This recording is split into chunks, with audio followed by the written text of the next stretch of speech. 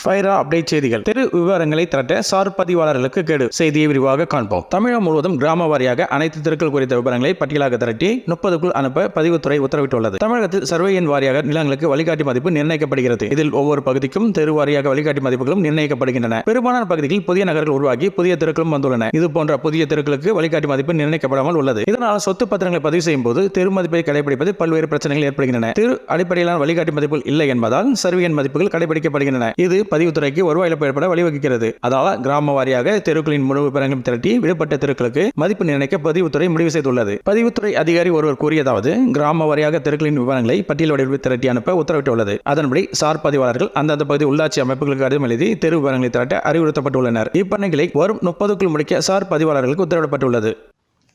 நண்பர்களே, இந்த வீடியோ உங்களுக்கு பிடித்திருந்தால் லைக் பண்ணுங்கள், ஷேர் பண்ணுங்கள், மறக்காமல் கமெண்ட் பாக்ஸில் கமெண்ட் பண்ணுங்கள். இந்த சேனலை இதுவரை சப்ஸ்கிரைப் பண்ணாதவங்க உடனே சப்ஸ்கிரைப் பண்ணுங்கள். நோட்டிஃபிகேஷன் உடனுக்குடன் உங்களை வந்தடைய வலதுபுறத்தில் உள்ள பெல் பட்டனை கிளிக் செய்யவும்.